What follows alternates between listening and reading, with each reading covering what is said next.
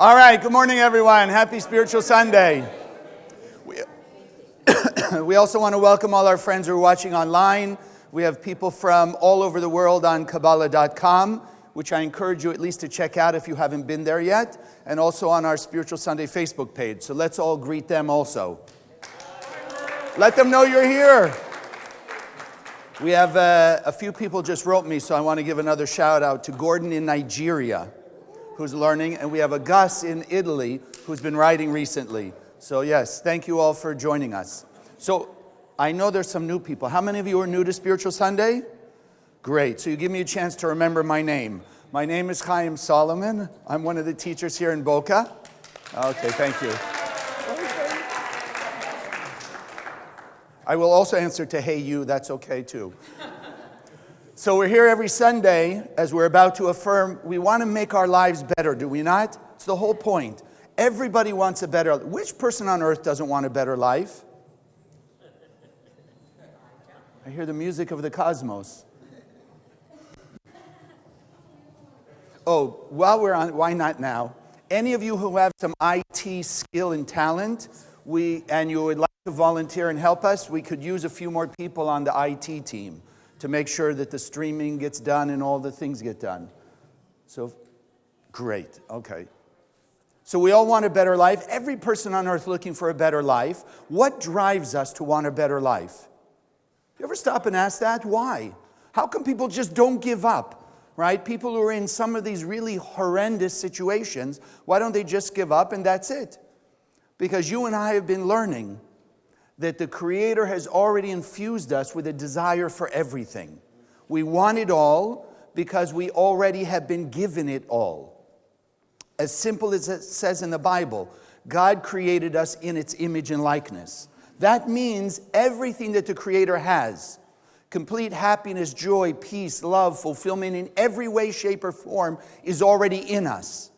The issue is, what have we done or what are we doing to make it show up in our life? You know, it's getting a little more difficult as technology moves on, but I think most of us in this room and probably most of us watching still remember what a film movie is, yes? Or even a DVD. You remember DVDs? Okay, so you put the DVD in the machine. Is the whole movie there or not? Yes. It's already there. How many of you ever had, especially when all this stuff was new, put in the DVD, push the play, and it doesn't show up on your screen? Ever happened to you? Not anymore, but way back when, right? So did you blame the DVD? Maybe it was a blank DVD that you bought from the store. No, we know that the movie is there. It's something about the way it was being projected, going through the computer to the television or what have you. So then the same in life. What's missing is not the Creator not giving us. What's missing is not that we're missing something inside. What we have been lacking because of unawareness, a lack of the wisdom and the technology how to make it happen, was projecting it out in our lives. How to make business better, life better, relationships better, protection better, is up to us to project all the goodness that's inside of us, like that DVD, and let it be projected out in our life. But unfortunately, we either haven't learned the technology, or as we understand here, we have this opponent. We have this negative chatter in our head that tells us we can't, it won't work, they won't let us, look at them, blame them, do everything but take responsibility and understanding that it's already in us. We simply have to let it out. And that's what we're doing here in the Kabbalah Center, and that's why we do this almost every week, Spiritual Sunday. So as we do, we have an affirmation, and those of you who are online can join us. Affirmation means we're just engraving it deeper and deeper and deeper in our consciousness. You know, my teachers, the Rav and Karen Berg always teach us that opponent in our head will tell us a lie 1,000 times, so we will believe the lie. How many of you today have any thoughts of, you can't achieve, it's impossible, you're not good enough in one way or another, look at what you've done in the past, etc.? Any of you? Exactly. Well, we may have done negative things. We may have fallen prey to that opponent, to that negative energy and influence. But that doesn't change the fact that we are still the pure and perfect light beings in the image and likeness of God. So then we have to keep engraving in our mind deeper and deeper and deeper that we're already perfect and we have this capability. Because as we will remind ourselves, as they said 1,001 times, then we'll believe the truth. And so that's why we begin every spiritual Sunday with our affirmation. So if we can say it together, and please join us online. Consciousness is everything. I raise my consciousness today to see the miracles and wonders of life. I commit myself to behave with greater love, compassion, and kindness towards all human beings. And while it's in our mind and it's fresh there, we want to make sure we solidify it, that it will stay with us forever. So I ask you, please stand up, greet each other. Those online, please just write a comment where you're from. I decided I was going to buy my first brand new car. So I was thrilled. I spent months investigating, looking which car was the best car going to make me just so happy with my first brand new car. So I won't tell you what it was, but I bought my new car. I was so thrilled and so protective of it that I made sure to pick it up. It was about 2 or 3 miles from my house. I picked it up at the time of the day where there was the least traffic on the street. Make sure it gets home okay. Yeah, The first few months, every weekend, washing and waxing, cleaning, taking care of it. You go out to the supermarket, you go to the mall, you go wherever you go, and you park way far away so you can take 2 spots, make sure nobody opens their door into it, all this stuff, right? Didn't take more than about 4 months. Slowly, that happiness and joy of the car was starting to disappear. Not washing and waxing every weekend, right? If I was in a hurry somewhere, I would carefully eat my sandwich, but nobody else could. And slowly, the happiness and the fulfillment of that car disappeared. So that's one story. Another story I heard through years and years ago in the center, there was a woman telling her Kabbalah teacher, she was now having trouble with a relationship. When she first got into this relationship, this man she was dating, he was such a man, right? He was confident, he was self-assured, right? He was so gentlemanly, all this stuff. About 6-8 months after the relationship started, all of a sudden now she's complaining. He's overbearing, he's possessive, he doesn't let me make any choices, he tells me what to do, etc. So in the 2 cases, what's the common factor? We didn't see the future. We didn't see what was coming. Now, many of us, as we grew up, we're planning for the future, no? Yes. What about my profession? What do I want to do in life? I mean, what's the usual question adults ask children? What do you want to be when you grow up? Okay, at 8 years old, 10 years old, 12 years old, what do we really know about life to know what we want to be? And even many of us, and many of you know my story, for years and years, I was going to be a doctor. And I got all the way to applying to medical school, and then life suddenly took me in a different direction to start doing this. Instead of being a medical doctor, as I look at it now, to be a spiritual doctor. Helping people to heal and cure their negativity, their illusions, and the chaos in their life. But from the world's point of view, I went from one extreme, so to speak, to another. Right? Here's the medical doctor, and now here I'm teaching Kabbalah. And so even the things that we try and plan for, people try and plan their profession, their relationships, or here's the big one, because we're in Florida, their retirement. Does it always work out? No. And that's the question for today. How come? In fact, there's so many. I just got another one. The best laid plans of mice and men often go asunder, yes? Or the other one that maybe a lot of us have heard. If you want to make the Creator laugh, tell him your plans. So then what do we do? What do we do? In fact, some of you who are in business or you're an entrepreneur, we hear these things about how somebody came along with a foresight to see a need. Look at some of these companies now, Amazon, Uber, Airbnb, all these things. Somebody came along and saw an opportunity where the rest of us didn't. And not only saw it, but actually did something about it. So we say, well, they had foresight, right? They had foresight. Some of us, we don't see so far, right? I wanted my new car. That's all I saw. Did I see what was going to happen down the line? No, I didn't see it. So some of us are already saying, but how can we see the future? But there are people who can. And today we're going to learn at least steps towards seeing the future. How to have more foresight and less hindsight or short-sightedness. But in order to do that, we have to start looking at life differently. Because, the big thing now in life or in spirituality, people are talking about the power of now. Everything in the present. But what about my future? How can I be in the present and be in the future at the same time? How can I be in the present and be in the past at the same time? Well, they keep telling us, well, we are. How many of you have a little guilt or shame? A little regret? So when are you living? In the past. How many of you have worries, fears? Living in the future. Everything but now. So we learn here in the Kabbalah Center how we can see like the great Kabbalists did.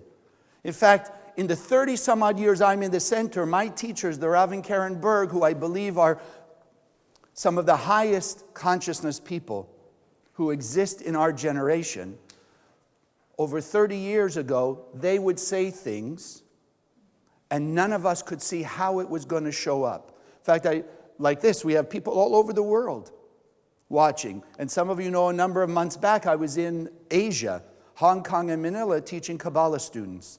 32 years ago when I started, I didn't have the foresight. Did I have the wish that we could have Kabbalah students all over the world? Yes. But did I have the foresight to see what was coming? No. But the Rav and Karen did. And they already prepared. The Rav had, when I came to the center in 1987, the Rav had a book already translated into Mandarin Chinese. Exactly. Because the Rav foresaw what was coming. Now, for some of us, you're already hearing that opponent say, well, I don't know, I'm not that great a Kabbalist. I'm just a student of Kabbalah. How will I be able to do that? Or when you read about the biblical prophets who could see the future and were warning people now about what was coming. So then maybe we can't. Maybe we can't have that much foresight. But thank goodness that we're learning here in the Kabbalah Center the contract we have with the Creator. How many of you ever heard of the law of cause and effect? Let's stop and think about what that means. What does it mean, cause and effect? That means whatever action I do today, do I create the reaction that's coming?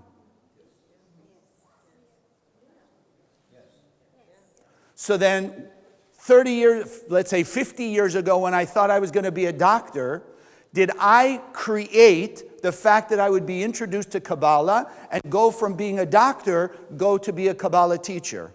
I did that? Nope. I can't say that. If I had seen that, then why waste my time? I would have just started studying spirituality when I was 10, 12, or 14 years old. So, okay, some of you it's not clear. Take an apple seed. You put an apple seed in the ground. Do you make the apple tree show up? You can water it, you can nurture it, etc. But what actually makes the tree and the fruit show up? We say the N word, nature, right? Nature makes it show up, right? We can plant the seed, we can do what we need to do or feel we need to do, but nature makes the fruit grow. Yes, we planted the seed, but how it comes out, when it comes out, how it shows up is up to the universe. So in Kabbalah, we just make it very simple. We are, every single one of us, in a deal with the Creator. We are in a contract. Our job is to do the action, plant the seed. Take care of it as best we can, but it's up to the universe and the technology of the universe to bring back the right thing for us at the right time in the right way. It's not in our hands. The only thing in our hands is how do we act today? The seed we plant today, but the fruit, not up to us. Not up to us. What do?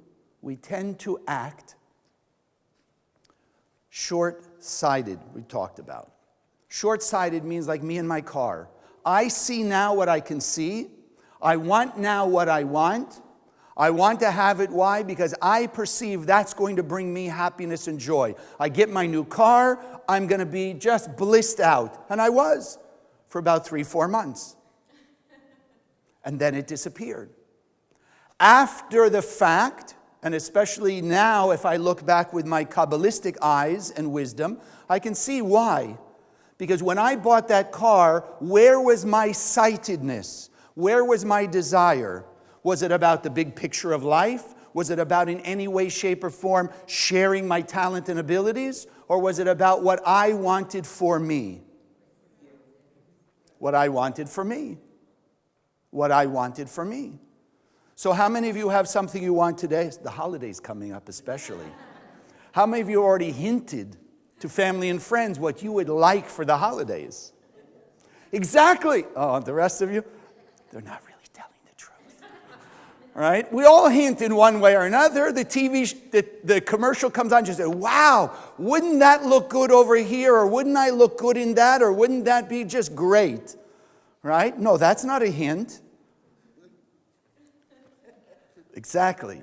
So what do we tend to look for in life? My wants. What do I want today? What do I want now? What do I want to have? What do I think will make me a better person? Whatever it is, my wants. But my wants are short-sighted. Because how do we know what's going to happen? Like me in the car, like this woman in the relationship. I'm sure like all of us in one way or another. Did you ever invest in something or put your time and effort into something that you thought was going to bring you just the greatest things and it didn't turn out? Ever happened to any of us? Of course. And then there are other things you don't even plot and plan and they just show up and you say, wow, that was amazing. So how do we know? So we have to distinguish the difference between my wants and my needs. My wants and my needs are often two different things. We go back to the story, it happened many, many years ago. There was a nurse out of LA who was taking a vacation with some friends to Las Vegas. They drove, they went there, she won the big jackpot. Whatever it was, a couple $1 million.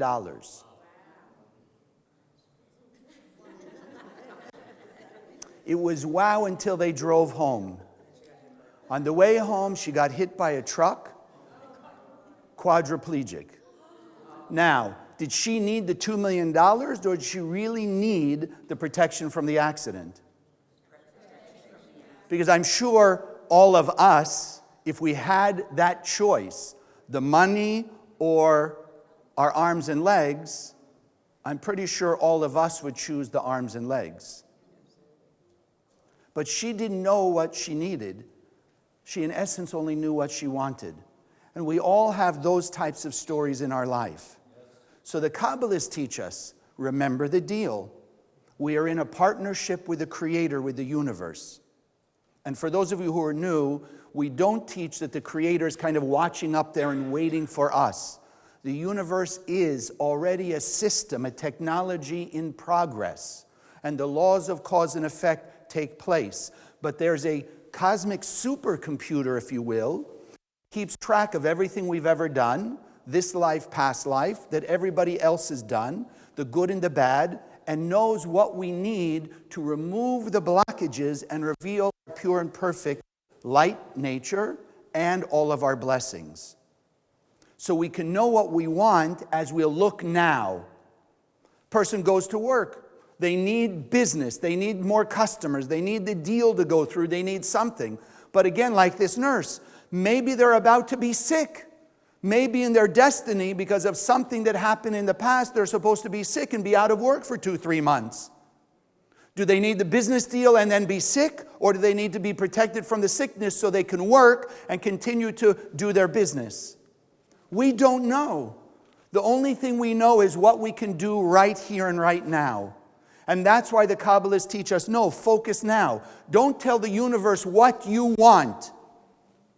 Because the Creator, the light force of the Creator, will not go according to our wants. But that opponent in our head, our spiritual adversary that every one of us have, that sounds like us, that knows us, but is not the real us, is like a parasite. It will often bring us. It brought me my car. I had the desire for the car, me, myself, and I. How good it would make me feel, how nice it would be, what people would think of me, what I would think of myself. Look, I bought a brand new car. All the bells and whistles. I look in the mirror. You must be a really good me. But we know we're not here for the me. We're here for the we. Love your neighbor as yourself. Kindness and compassion to the world. As we do that, all the blessings will flow and be revealed through us. But if we're looking for ourselves, we cannot have lasting fulfillment. So the Zohar, and I wanted to bring it in, the Zohar has an interesting verse that teaches us the same thing. And for those of you unfamiliar, the Zohar is the entire blueprint of creation, and it's from which all the wisdom of Kabbalah and actually all technology, spiritually and physically, comes from. In fact, all the scientific things that we already just found in the 20th and 21st century, and yet those things that have yet to be discovered scientifically, already here. Because it is the blueprint of the universe. So it says, a man should not assume and think that the Holy One, blessed be He, will save us, or that the Holy One, blessed be He, will do such or such for me. In other words, don't tell the Creator, the universe, what you want. He says, however, it behooves man to place his trust in the Holy One, blessed be He, to help him according to his needs.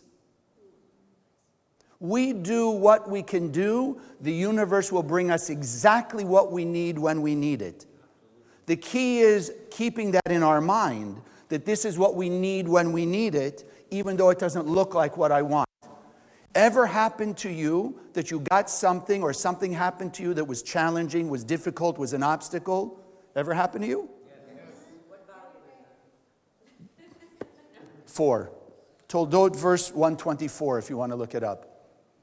And yet, even though an obstacle happened, very often we put our best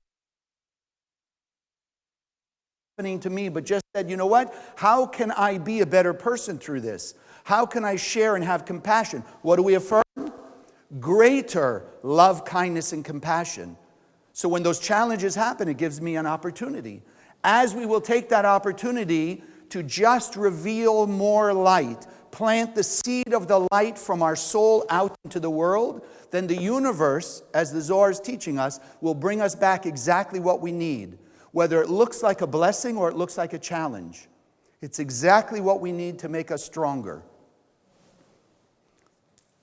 For those of you who are new, how do you know when you study in school, how do you know how much you know about a subject? By what you study, you can tell everybody, I read the whole book, I studied word for word, line for line. How do you know what you know? You got to be tested, right? The teacher of the course, the professor has to create an obstacle called a test, a challenge called a test. And that test, even though it may not always be comfortable, but it lets us have a self-assessment. Where am I relative to this wisdom, this knowledge? Do I know or I don't know? And the beauty is, if I find out after the test what I don't know, then what am I able to do? Then I can learn it. I can make up for that. So some of you already say, well, okay, but that's in school and I didn't use everything and I don't see how that's going to affect me or whatever. But what about life? What about all the blessings the Creator put inside you? Is there any of those blessings that are useless? Think about it. Why would the Creator implant in us a piece of itself that is useless in our life? No such thing. Because the Creator just gave us pure light. 100% blessings of peace and fulfillment and harmony and joy. Eternal bliss.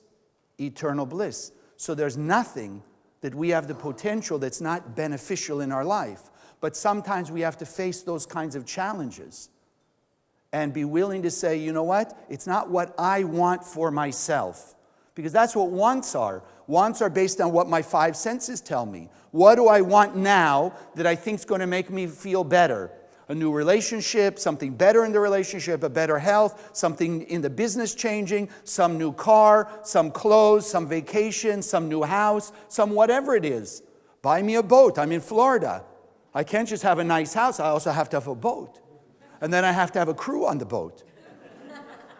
And then I have to find a way to pay for it. Exactly. I've had that happen. I've had students who told me that. As their business got successful, they decided they would buy their wants. So they bought whatever it was, another house, a vacation house, something. The trouble is they didn't think about what it was going to cost them down the line to run the boat, to have the new house, whatever it was. We didn't have that foresight. So the Kabbalists are teaching us not about do we see down the line. The question is, do we see more now? Do we see more of how we are right now? Because if we'll keep in mind this idea of cause and effect, one of the new things in science, the last 15, 20 years, DNA sequencing, right? You heard of this? People out there taking this DNA test, they want to find out all the genes they have in their body, right? What did they come in genetically? And why do they want to know? Well, they want to be able to find out just in case there's a marker for some disease down the line they want to know now. So let's think of it in these terms. Are they taking the test now or then? They're taking it now, looking for something in the future. But does the marker itself guarantee that they're going to get the disease? No. But they're looking now to see something about the future. We said when the farmer plants the seed, if the farmer knows, if he has two seeds in his hand and he's wise enough to know the difference between an apple seed and an orange, can he make the fruit, or can he only plant the seed of the fruit he would like to have? So he's planting now and the future is taking place. You and I are learning the same thing. We have to plant now.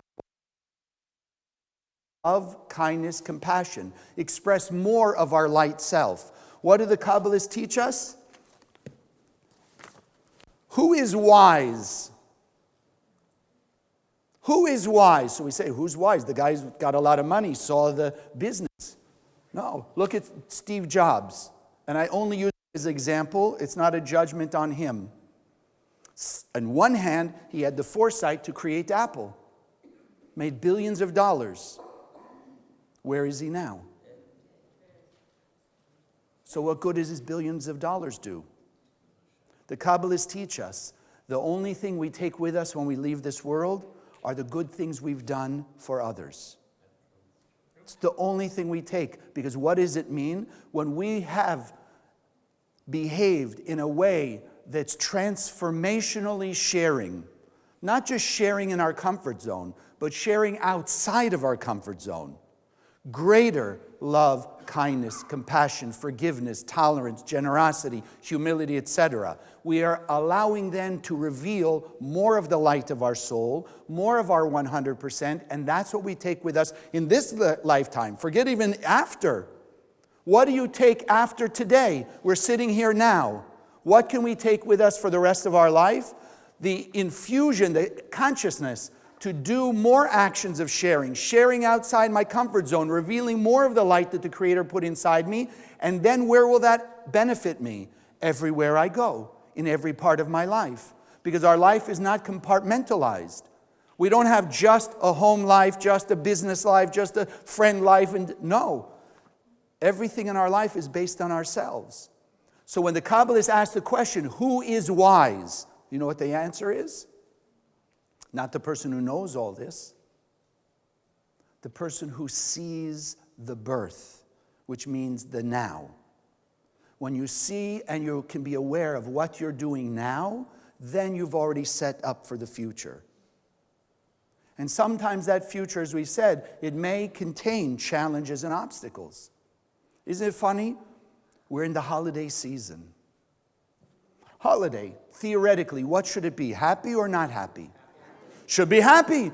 But how many people do you know that they're already, it's Sunday, Thursday is Thanksgiving, they're going to be with family members they didn't see since last year? How many people do you know they're already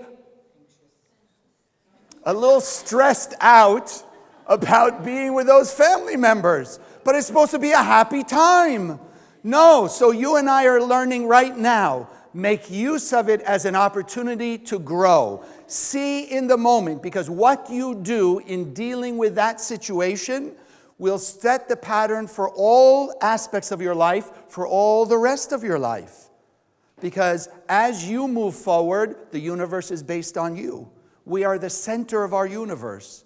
So whatever we're shining out into the world, the universe will find a way to bring it back to us. If we're shining out kindness and love and generosity and compassion and tolerance and forgiveness, don't look for, I expect it back from that person. Because that goes back to my wants versus my needs. Tell the Creator, okay, I'm forgiving that person. I expect them now to forgive me or do good for me. No, the universe has 100 other avenues by which you can receive that good that you feel you're supposed to have by that action you just did. But the opponent in our head makes us focus on, it's got to come through that person. I apologize to them, now I'm waiting for them to apologize to me. I did good for them, I'm waiting for them to do good for me. Meanwhile, 100 other things could be happening and we don't even realize it. And therefore it's as if it didn't happen, just came and went. Right? Like they say, in one ear and out the other. That could be also. But you and I are learning here how to have true foresight, which means, as the Kabbalists say, see the now. Am I behaving now more as the light being the Creator made me to be? If yes, then my future is already brighter no matter what. And I don't care what we think today, any of you watching think that you're going through. Let's stop and think about the stories and the lessons we learn from biblical figures.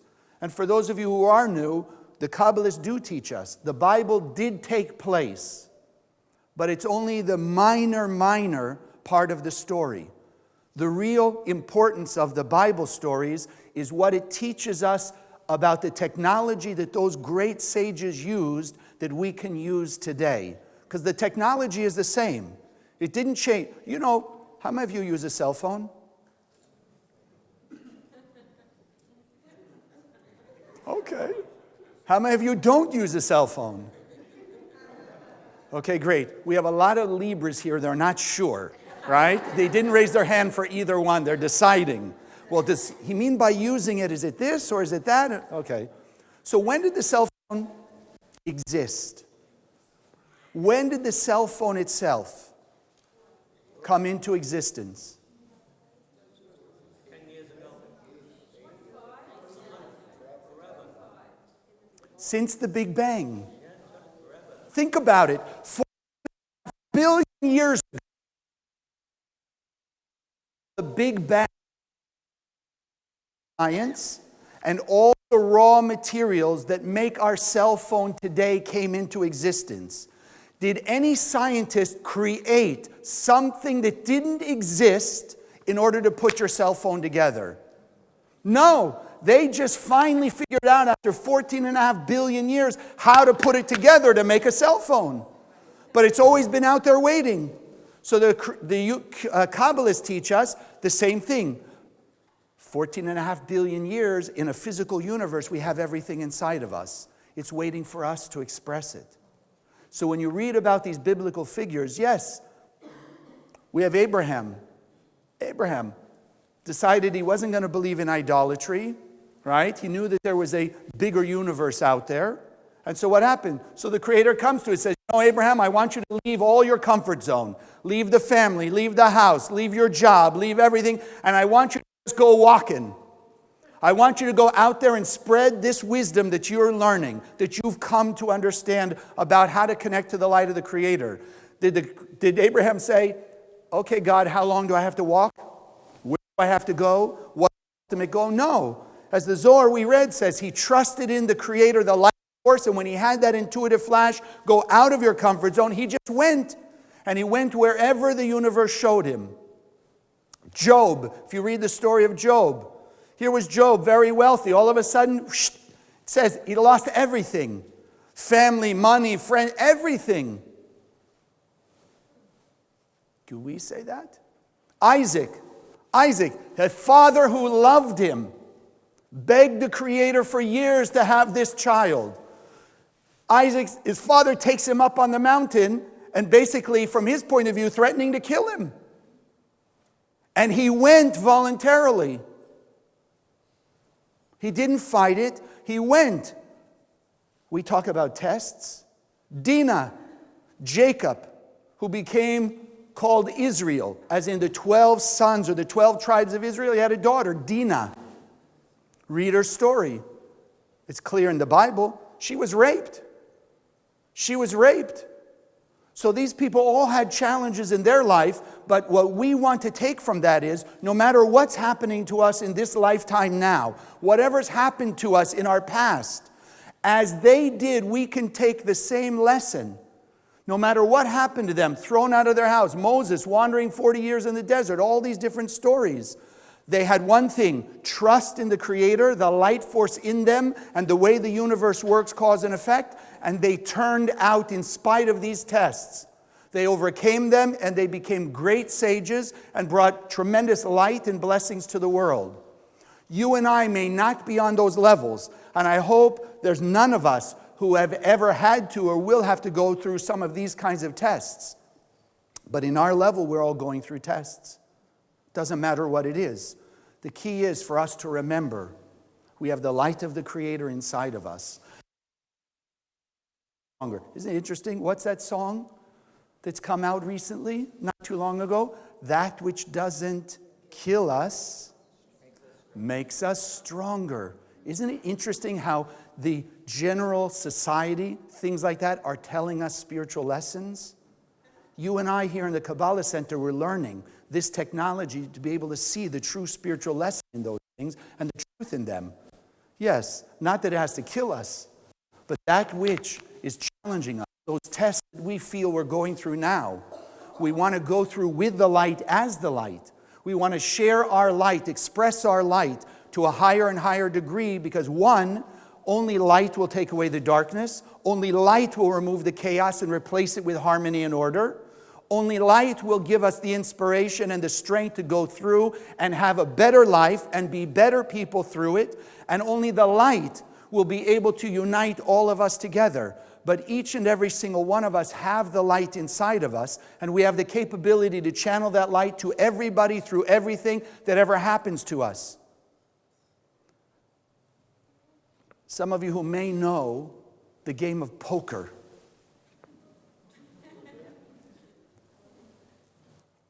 You have to play the cards that are dealt to you. That, for me, is an important lesson for today in life. We may not know, like the poker player, they got a few cards in their hands, the rest are going to be laid down on the table. But every time there's a card laid down, they start recalculating. What are the odds of this, that, or the other thing? They don't figure the future just from the first few cards and the first cards laid down. They're playing card by card by card. They're playing the hand that's being dealt. You and I have to do the same thing. But the beauty is we're learning now, as we will behave, no matter what comes our way, no matter what life deals us, we have a way, we have a strength, we have the power of the Creator inside of us to be able to turn it into good. Maybe unlike the poker player. They may show cards on the table that they just lost the hand.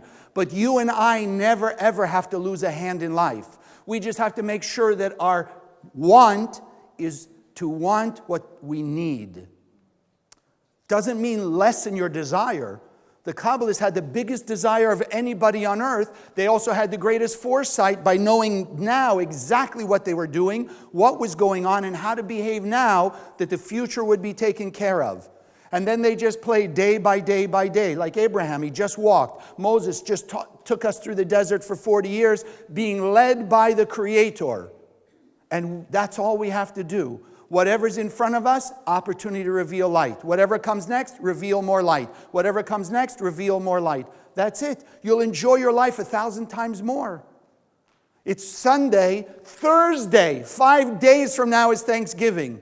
How many, hopefully not us anymore, but how many people out there are already living in greater stress, reducing their health, causing all kinds of difficulties, short-temperedness, impatience, things like that, for 5 days and nothing's happened yet?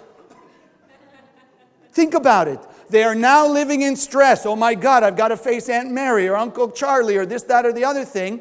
So they're missing the blessings today. They could be even more upset and short-tempered, etc., right, for their family and friends now. So they're creating already more negativity before Thursday even shows up. And then they get to Thursday and Aunt Mary and Uncle Charlie decided they weren't going to show up anyway.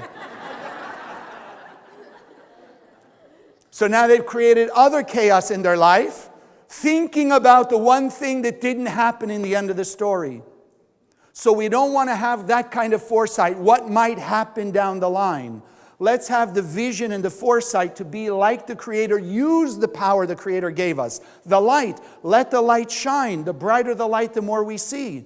The more we unite together, the light in you and the light in me and the light in all of us, the more we connect with it and the more we make use of it, then whatever faces us on a daily basis, we have the power to handle it. And the more each and every one of us will handle it with love and unity towards everybody. I don't care who they are. The nastiest person on earth still has the light of the Creator inside them. Our work is to have the foresight to not connect to the negativity of that person, but connect to the light inside them and then respond as the Creator inspires us to respond. We will go through that challenge. We will go through that test. We will be better, more righteous people, stronger people, more powerful people, more blessed people. And the more of us who are doing the same thing, as it says, the more we are gathered in unity, the faster we will transform the planet. And you and I are the ones today who are deciding, especially now, as the holiday season, this tremendous power of miracles is showing up. We are the ones who are deciding that the world will be, in our time, a world of peace and love and unity. God bless.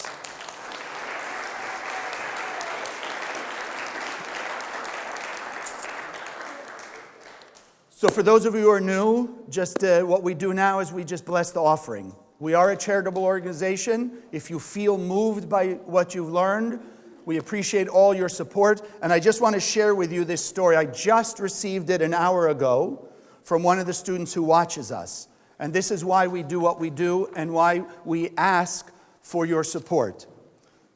So because as I do all the time, I ask for these stories. Share these stories of your transformation. Nothing is too small or inconsequential because somebody is going to be moved by it. So this woman from Louisiana writes me. She watches every Sunday. She's probably watching right now. I have a friend whose daughter has been suffering from cancer in 4 parts of her body. About a month ago, I saw my friend and asked him how she was doing. And he said it wasn't good and she was not going to make it. I always keep an extra pocket Zohar. For those of you unfamiliar, this is it. It's a piece of the Zohar that we can carry for blessings and protection. I always keep an extra pocket Zohar in my purse and my car, so I gave him one and told him it was for protection and healing, and he would give it to her. He did, and days later, she sent word of thanks to me for it. I also added her name to the healing circle. This past Friday, my friend sent words of thanks for all the praying that I had done for her, and she is in remission. This is truly a month of miracles. Exactly. So this is why, one, we encourage you all to have this, at least this. Have this. Those of you that already know what the Zohar is, before they run out, get your whole set of Zohar for $91. It's the generosity of other students who've seen miracles that have subsidized it from $400 to $91. So it's a tremendous deal, right? But this is why we take these few moments to bless the offerings that you offer to us, because it helps us to make these miracles happen all over the world. We just had, actually in Italy, and I know there's a couple people watching, about 2 weeks ago, 20 students who can only learn. We don't have a center in Italy, so they learn online, they stay in touch with teachers over the internet or over the phone. They went out in their own Zohar project, right? 20 volunteers took these books and a few of the other Zohars, and they went out, they distributed, I think it was almost 100 in a few hours on a Sunday, a few weeks back. So this is what's happening all over the world. We have pockets of students and groups of students who go throughout the world who are offering to other people. Look, this is a book of blessing and healing. I'd like to give it to you as a gift.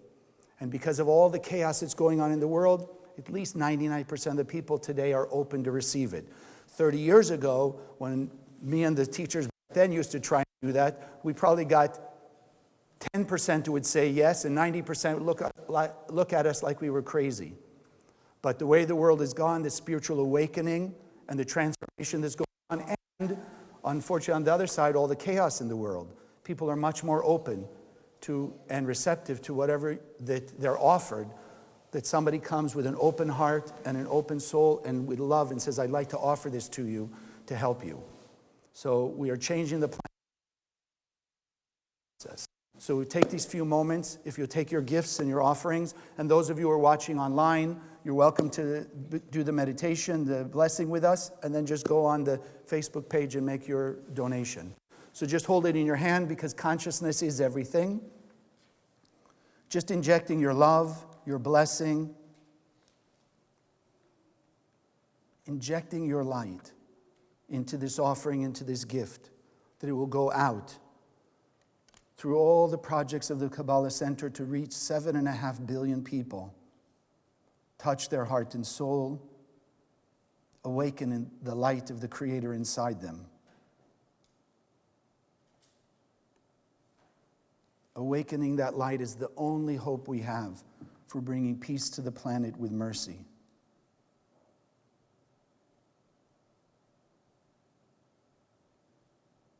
We give gratitude for all the blessings we have, for our capabilities, our talents, all that the Creator's given us to share with others and bless us and them at the same time.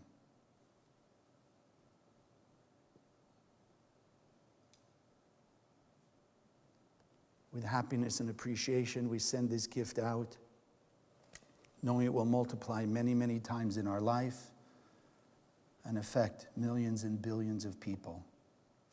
And together we open our eyes and we say, Amen. So a couple quick announcements, then we'll do our meditation, and then we'll have our closing song. But before we do that, let's wish everybody who's watching us online a happy week, happy holidays. Yay, louder. So they know that there's more than a few people here. Okay, yes, okay. Thank you very much for joining us, and please make sure to send your miracle stories.